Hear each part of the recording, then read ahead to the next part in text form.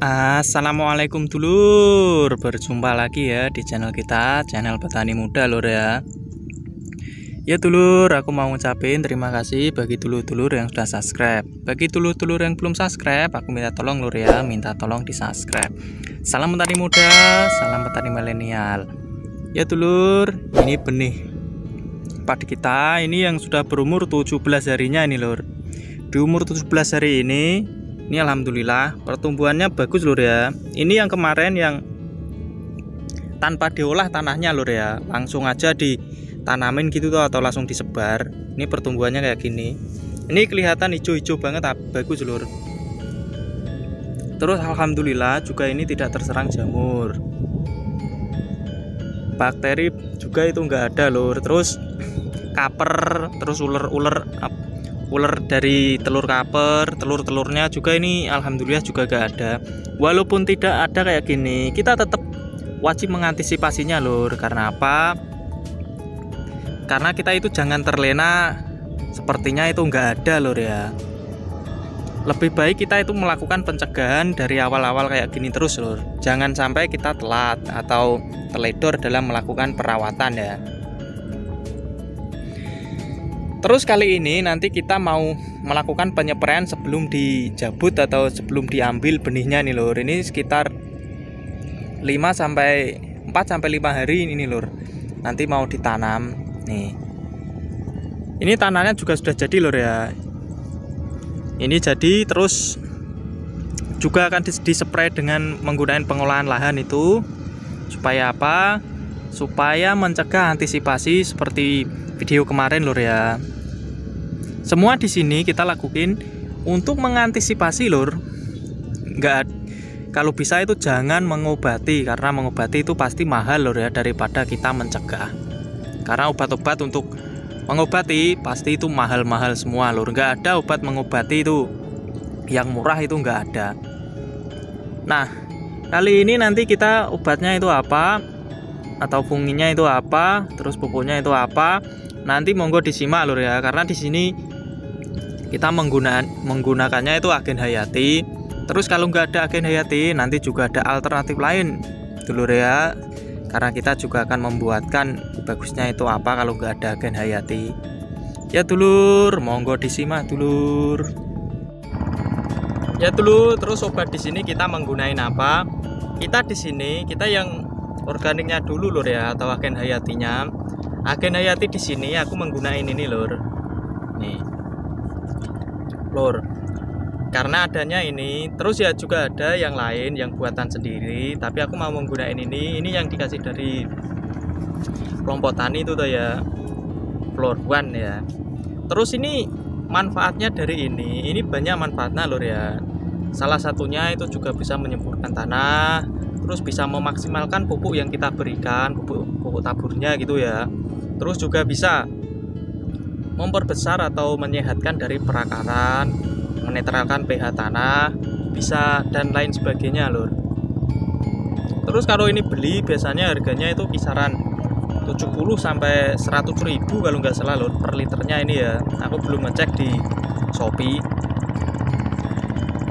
Terus dosis takaran ini 1 mili buat 1 liter ya. Kalau kita menggunakan ini lur ya, alangkah baiknya kita itu menambahin gula atau tetes tebu. Karena apa? Karena itu buat starternya lur ya, atau buat ngaktifin bakterinya yang ada di sini. Kalau sekiranya sudah di lahan itu kelupaan ya nggak apa-apa lur ya, langsung aja spray kayak gini. Kayak aku ini tadi aku lupa bawa tetes tebunya lur, jadi ini nanti langsung aku spraykan, itu nggak apa-apa. Tapi ya kurang bagus gitu lur kalau nggak ada apa itu tetes tebu atau gula merah atau gula pasir gitu ya. Nah, ini juga bisa pupuk lur ya tadi.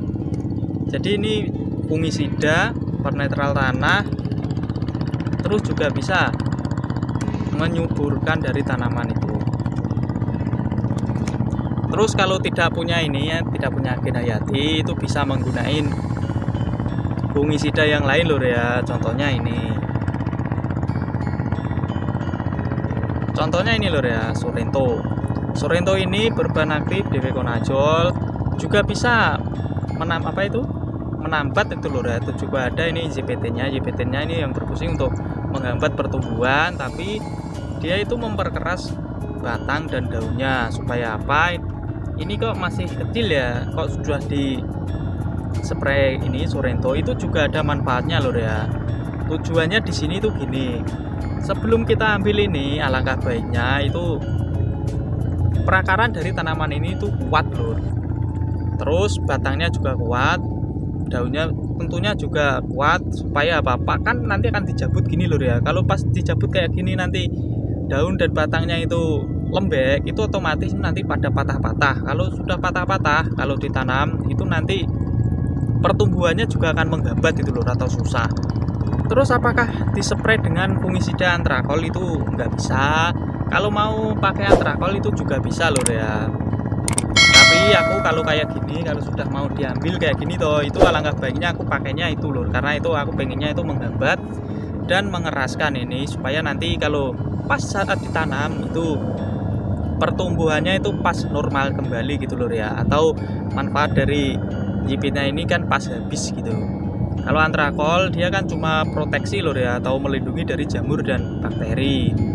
Terus kalau untuk menghambatnya kan nggak bisa ya. Terus sama untuk mengeraskannya ini kan nggak bisa. Jadi alangkah baiknya itu pakai ini. Tapi kalau cuma mengantisipasi jamur dan bakteri itu nggak masalah pakai antrakol lur ya, atau mancozeb itu nggak apa-apa. Terus pupuk di sini. Pupuk di sini ini bisa diberikan juga bisa tidak lur. Kalau sekiranya di rumah itu ada, itu bisa ditambahkan. Kalau nggak ada atau belum beli itu nggak usah juga nggak apa-apa. Cuma kayak ini tadi toh, mau pakai ini Florban sama atau fungisida ini Sorento ini nggak ditambahin juga nggak apa-apa. Kalau mau ditambahi itu bisa ditambahi dengan pupuk Ultradap plus boron ya, atau pupuk ini lur, pupuk gandasil daun. Ini kenapa aku nggak pakai Ultradap? Karena ini lur, pupuk gandasil daunku tuh cuma dikit ini.